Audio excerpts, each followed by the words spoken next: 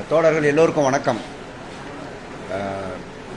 அரசு போக்குவரத்து கழகங்களில் சர்வீஸில் இருக்கக்கூடியவர்களுக்கும் சரி, ஓய்வு பெற்றவர்களுக்கும் சரி, நிறைய பிரச்சனைகள் நிலுவையில் இருக்கின்றன.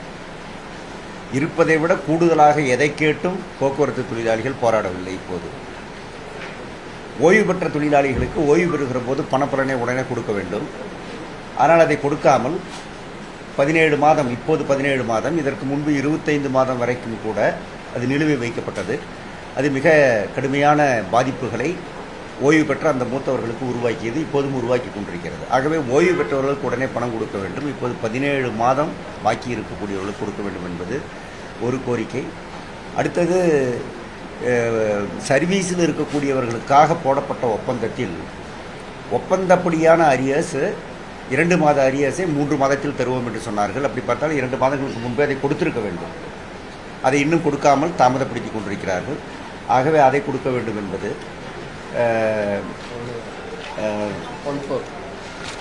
பொது தொழிலாளிகளிடம் பிடித்தம் செய்யக்கூடிய பணத்தை அவங்க உடனடியாக செலுத்தாமல் அவங்க கையிலேயே வச்சிருக்கிறது. அப்படி கிட்டத்தட்ட 15,000 கோடி ரூபாய் இருக்கிறது.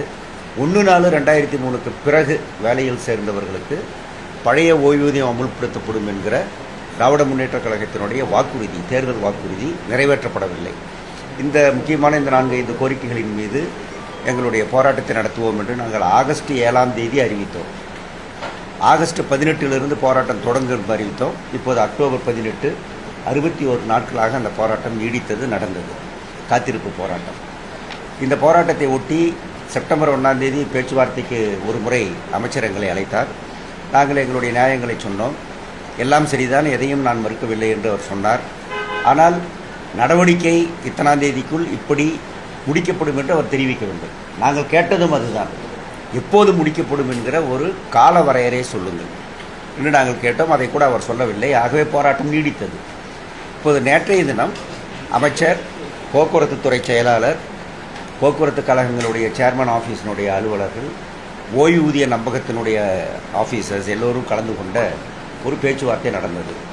அந்த பேச்சுவார்த்தையில் 17 மாதம் நிலுவையில் இருக்கக்கூடிய ஓய்வூதிய பலன்களை பொங்கலுக்குள்ளாக 2 தவணைகளில் கொடுத்து விடுகிறோம்.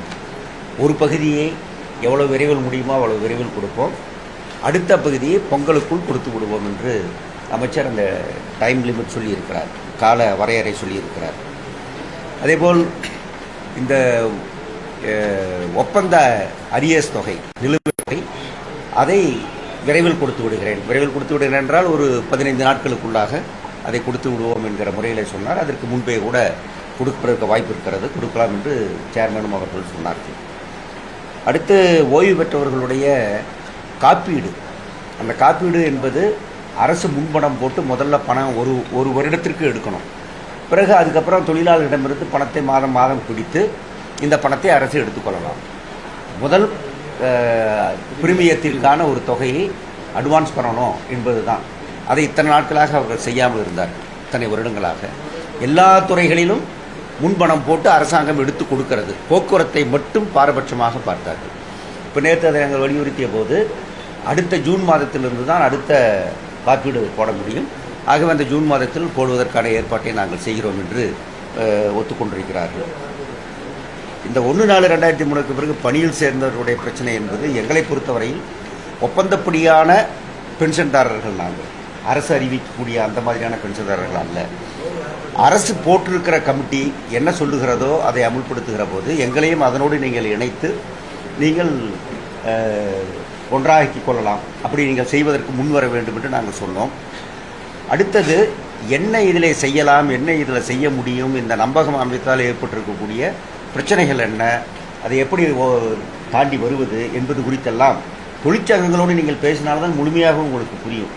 ஆகவே அதற்காக ஒரு கமிட்டி ஏற்கனவே போடப்பட்டிருக்கிற அந்த கமிட்டியை நீங்கள் கூட்ட மாட்டேங்கிறீங்க.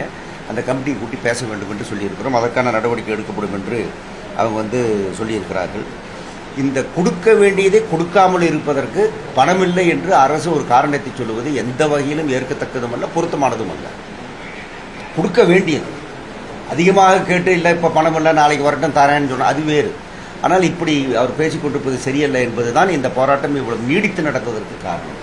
இப்போது இந்த வாக்குறுதிகள் அமைச்சர் கொடுத்திருக்கிறார். இந்த வாக்குறுதிகள் நிறைவேறும் என்று நாங்கள் நிச்சயமாக நம்புகிறோம். அந்த அடிப்படையிலே அது நிறைவேற வேண்டும் என்று மீண்டும் ஒரு முறை அமைச்சரை நான் வலியுறுத்துகிறேன். இப்படி 60 நாள் ஆன பிறகாவது இந்த பேச்சுவார்த்தை நடத்தி இந்த பிரச்சனையை ஒரு முடிவுக்கு கொண்டு வர முன்வந்த அரசுக்கு என்னுடைய நன்றியும் நான் தெரிவிக்கிறேன்.